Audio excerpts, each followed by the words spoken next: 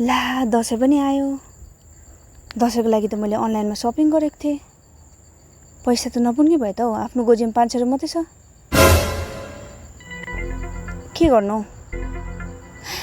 ए दसैँमा मामाकोमा टिका लाउँछु, त्यहाँदेखि काकाकोमा, ठुलो बडाकोमा, यता माइजूकोमा। 5,000 त आरामले हुने रहेछ। यसपालि दसैँ चाहिँ मजाले हुने भयो। यो 500 रुपैयाँ उब्रिनै परेछ हौ।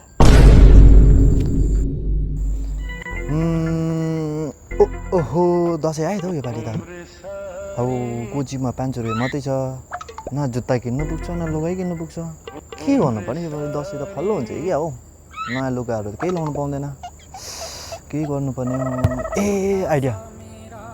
450 रुपैयाँमा 21 रेटसम्म आइहाल्छ। 50 रुपैयाँमा चक्ना। 500 रुपैयाँ नि दसैँ मनाइने रहेछ हौ। काफी। योपालि दसैँ पनि लैलै हुने बा।